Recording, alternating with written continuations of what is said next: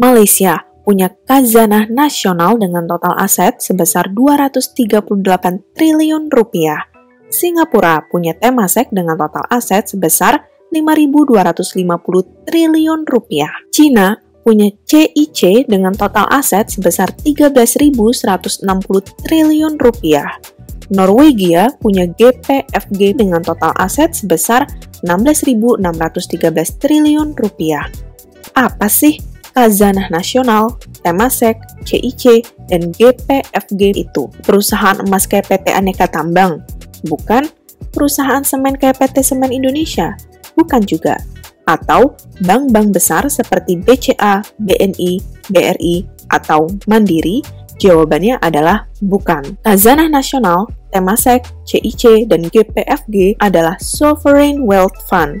Dan bahkan beberapa persen dari saham Aneka Tambang, Semen Indonesia, BCA, BNI, BRI, dan Bank Mandiri dimiliki oleh Norwegia GPFG. GPFG atau Government Pension Fund Global adalah sovereign wealth fund milik negara Norwegia dan merupakan sovereign wealth fund terbesar di dunia berdasarkan total aset. Kalau Indonesia punya tidak sovereign wealth fund? Jawabannya adalah tidak. Emang penting ya suatu negara punya SWF? Jawabannya iya, karena SWF bisa menjadi salah satu sumber pendapatan yang cukup besar atau bahkan sangat besar untuk suatu negara. Kalian tahu perusahaan-perusahaan ini? Pasti perusahaan-perusahaan ini sudah tidak asing lagi di telinga kalian karena kalian menggunakan produk atau jasa mereka atau bahkan kalian bekerja di perusahaan-perusahaan ini. Di sini ada PT Bumi Serpong Damai yang memiliki perumahan mewah di Tangerang, ada PT Indofood CBP Sukses Makmur yang terkenal dengan mie instan Indomie, ada PT Kalbe Farma, dan lain-lain. Tahu nggak guys, perusahaan-perusahaan yang ada di daftar ini adalah perusahaan-perusahaan yang beberapa persen sahamnya juga dimiliki oleh GPFP. Maka, tidak heran jika negara Norwegia yang kaya dari minyak makin kaya raya karena penghasilan dari minyak tersebut diinvestasikan di berbagai jenis aset seperti surat obligasi, properti, dan saham. Tidak hanya di Indonesia, GPFP juga memiliki saham-saham perusahaan besar yang ada di dunia, seperti Apple, Nestle, Microsoft, hingga Samsung. Investasi di saham, apa sih saham itu? Apa saya bergaji UMR juga bisa beli saham? Jawabannya bisa. Namun, kita tidak akan membahas tentang definisi saham atau cara beli saham di video ini. Untuk kalian yang belum paham akan dunia saham, kalian bisa subscribe channel kami dan melihat video-video sebelumnya yang telah membahas hal-hal tersebut. Di video kali ini, kita akan membahas tentang Sovereign Wealth Fund yang membuat negara kaya makin kaya, serta rencana Indonesia yang ingin membuat SWF untuk mengikuti jejak kesuksesan mereka. Sovereign Wealth Fund telah menarik banyak perhatian dunia karena makin maraknya negara-negara yang mendirikan badan pengelola dana investasi tersebut dan menginvestasikan dananya di berbagai aset, terutama saham perusahaan-perusahaan besar di dunia. Sovereign Wealth Fund adalah badan pengelola dana investasi yang dimiliki oleh negara. Sovereign Wealth Fund pertama di dunia adalah Kuwait Investment Authority atau KIA, yang didirikan untuk menginvestasikan kelebihan pendapatan minyak negara Kuwait pada tahun 1953. Selama beberapa dekade terakhir, ukuran dan jumlah Sovereign Wealth Fund telah meningkat secara dramatis. Menurut SWF Institute, sebelum tahun 2005, ada sekitar 30 SWF dengan jumlah total aset kurang dari 2 triliun US dollar. Sedangkan pada akhir tahun 2018, ada sekitar 80 SWF dengan jumlah total aset dikelola sekitar 8 triliun US dollar.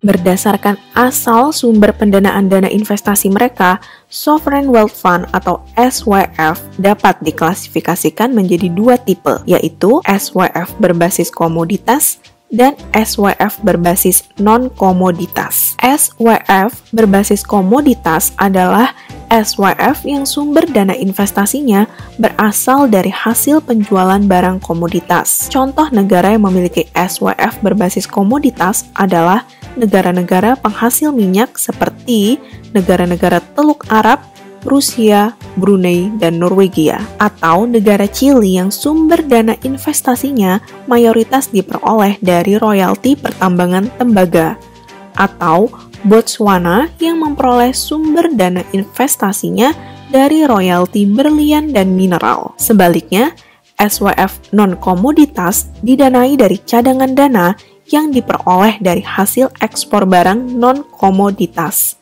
capital inflow atau arus masuk modal, budget surplus atau surplus anggaran, penjualan tanah, tabungan publik, dan privatisasi perusahaan milik negara. Sebagian besar SWF Asia berada dalam kategori ini, seperti Singapura, Cina, dan Korea Selatan. Ketika SWF telah menjadi investor besar, apa dan di mana mereka berinvestasi dipantau dengan penuh semangat oleh investor dan pembuat kebijakan. Saham dan obligasi adalah dua aset paling umum yang dimiliki. Diperkirakan bahwa sekitar 80% SWF berinvestasi dalam saham dan obligasi. Beberapa SWF besar adalah pemegang saham penting dari perusahaan seperti Microsoft, Apple, Alibaba, Uber, Nestle, dan Royal Dutch Shell. Sebagai contoh, GPFG Norwegia sendiri memiliki sekitar 1,5% dari semua saham global yang terdaftar. SWF juga berinvestasi dalam aset alternatif seperti real estate, infrastruktur, dan ekuitas swasta. SWF menemukan bahwa investasi real estate dan infrastruktur menarik karena menawarkan volatilitas rendah dan aliran pendapatan tetap yang disesuaikan dengan inflasi. Sehingga,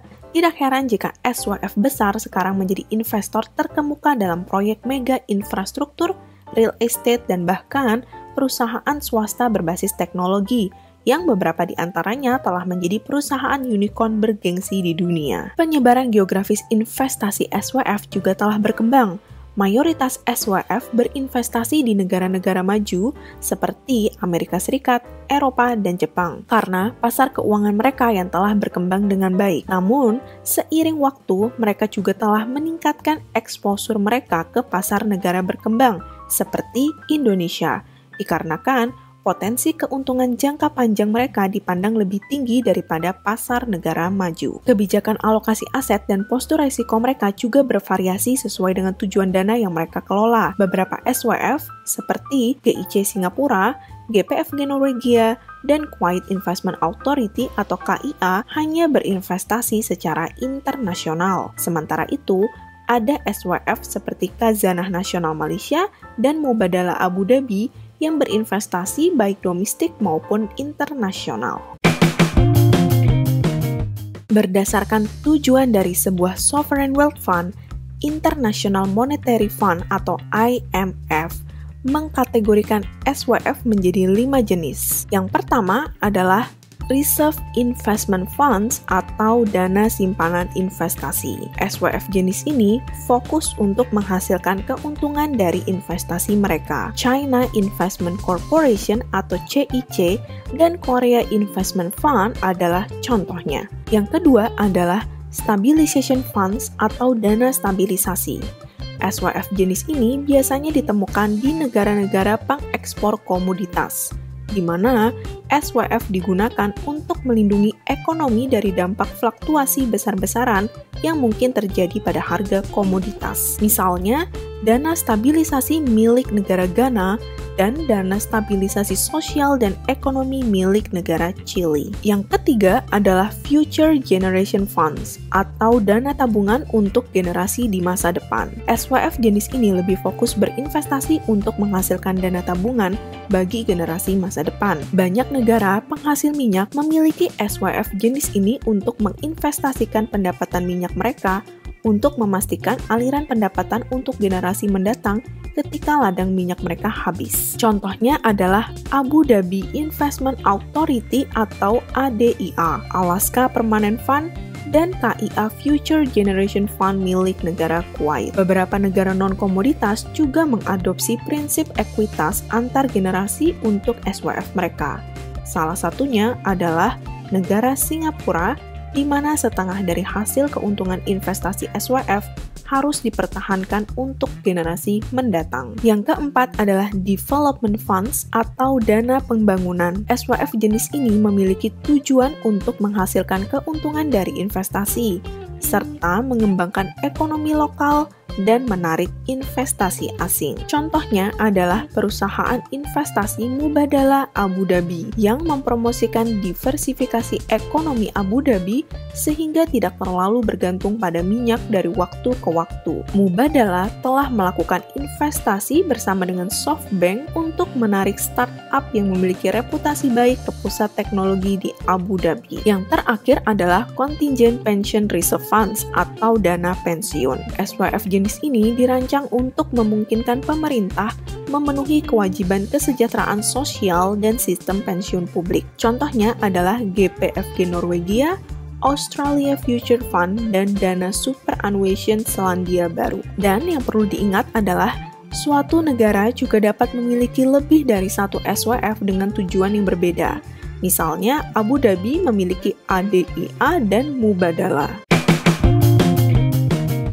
Berikut beberapa contoh sovereign wealth fund berdasarkan sumber dana investasi mereka dan tujuan investasi mereka. Berikut adalah 10 negara berdasarkan total aset SWF terbesar di dunia, di mana di antaranya ada yang memiliki lebih dari satu SWF. Sedangkan berikut adalah 10 sovereign wealth fund terbesar di dunia berdasarkan total aset, di mana semua SWF terbesar berlokasi di benua Asia, kecuali Government Pension Fund Global milik Norwegia yang menduduki peringkat 1 sebagai SWF terbesar di dunia. Beberapa SWF tersebut ada yang punya kepemilikan saham di beberapa perusahaan publik di Indonesia.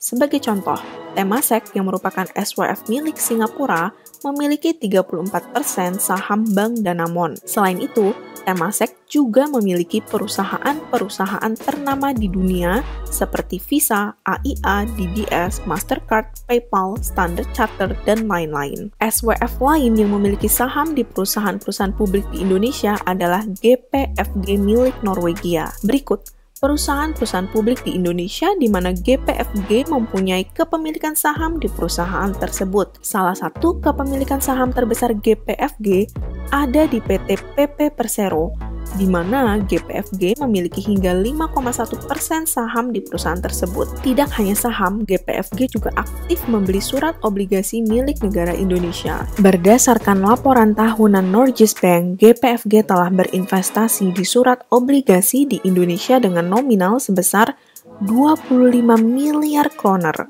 atau kurang lebih sebesar 40 triliun rupiah. Dan sudah pasti, sebagai SWF terbesar di dunia, GPFG juga telah berinvestasi di perusahaan-perusahaan besar di dunia. Berdasarkan laporan tahunan Norges Bank, berikut 20 kepemilikan saham terbesar GPFG, di mana ia memiliki 116 miliar kroner saham Apple, 100 miliar kroner saham Microsoft, 77 miliar kroner saham Alphabet yang merupakan perusahaan induk dari Google.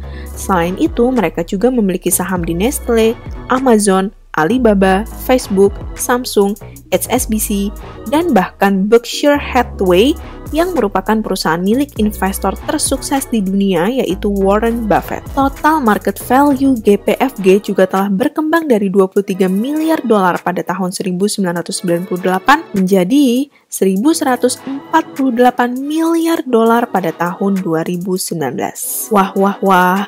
Berarti benar yang dibilang Pak Loh Keng Hong bahwa harta karun kekayaan terbesar ada di pasar modal, bukan di bawah laut. Nilainya nyata dan transparan. Sangat disayangkan bila ada orang yang tidak mengenal pasar modal. Dilansir dari CNBC, Jokowi mengungkapkan rencana Indonesia untuk mendirikan Sovereign Wealth Fund. Menurut Jokowi, SWF ini bisa mendatangkan dana asing hingga bernilai 20 miliar US dollar atau kurang lebih setara dengan 280 triliun rupiah. Namun, konsep SWF yang akan dibentuk Jokowi agak berbeda dari SWF pada umumnya. Seperti telah dijelaskan sebelumnya, ada dua tipe SWF, yaitu SWF yang menggunakan hasil penjualan komoditas seperti minyak untuk sumber investasi dan SWF non-komoditas yang biasanya menggunakan cadangan devisa sebagai sumber investasi. Sedangkan SWF versi Indonesia menggabungkan dana cadangan negara dan dana asing sebagai sumber investasi. Saat Jokowi berkunjung ke Uni Emirat Arab beberapa waktu lalu, pembentukan SWF menjadi salah satu yang disepakati. Pemerintah Uni Emirat Arab telah menyiapkan 6,8 miliar dolar untuk diinvestasikan ke dalam proyek-proyek di Indonesia. Selain Uni Emirat Arab, SoftBank dari Jepang disebut-sebut juga akan ikut urunan mendanai SWF Indonesia. Menteri Koordinator Bidang Kemaritiman dan Investasi Jenderal TNI Luhut Binsar Panjaitan juga mengatakan bahwa ada kemungkinan BlackRock juga ingin masuk menyetor dana investasi ke dalam SWF Indonesia. Untuk yang belum tahu apa itu BlackRock, BlackRock adalah perusahaan investasi pengelola dana global asal Amerika Serikat yang sangat bergengsi yang kini mengelola dana hingga 6,96 triliun US dollar per kuartal 3 tahun 2019. Tidak hanya sumber dananya saja yang berbeda dari SWF pada umumnya, tempat alokasi dana investasinya pun akan berbeda. Deputi Badan Usaha Milik Negara Menteri Kartika Wirjo Atmojo menyampaikan bahwa di negara-negara dengan surplus anggaran, dana negara digunakan untuk berinvestasi dalam proyek-proyek di luar negeri. Tetapi, dana SWF Indonesia akan digunakan sebagai katalis untuk menarik dana dari investor swasta untuk proyek-proyek dalam negeri. Dan rupanya model SWF Indonesia ini mencontoh model salah satu SWF milik negara Rusia, yaitu Russian Direct Investment Fund atau RDIF. RDIF didirikan pada tahun 2011 untuk berinvestasi bersama para investor global dan menarik investasi ke Rusia. RDIF telah menarik 40 miliar US dollar atau 588 triliun rupiah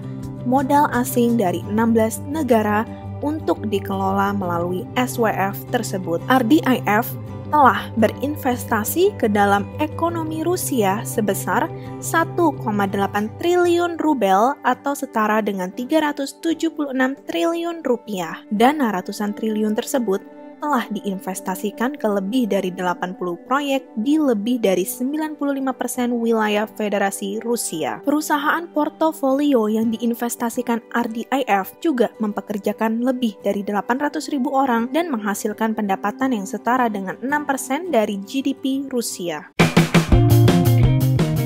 Terlepas dari potensi yang menguntungkan dari SWF, pemerintah juga perlu bertanggung jawab dengan mengikuti prinsip-prinsip tata kelola perusahaan yang baik dan memastikan transparansi, seperti mencantumkan laporan tahunan yang berisi laporan keuangan yang sudah diaudit ke dalam website resmi mereka, seperti yang telah dilakukan oleh beberapa SWF di negara-negara maju. Tata kelola perusahaan yang baik dan transparansi ini sangat penting untuk menghindari resiko kesalahan manajemen hingga kasus korupsi seperti yang terjadi pada One Malaysia Development Berhad atau 1MDB. 1MDB adalah sebuah perusahaan pembangunan strategis dimiliki sepenuhnya oleh pemerintah Malaysia. 1MDB didirikan bertujuan untuk mendorong inisiatif strategis untuk pembangunan ekonomi jangka panjang bagi negara dengan menjalin kemitraan global dan mempromosikan investasi asing langsung. 1MDB ini telah menjadi sorotan internasional dikarenakan kasus pencucian uang dan penipuan keuangan yang melibatkan pengusaha Malaysia Joe Low dan mantan Perdana Menteri Najib Razak. Pada tanggal 28 Juli 2020, Najib Razak dituntut 12 tahun penjara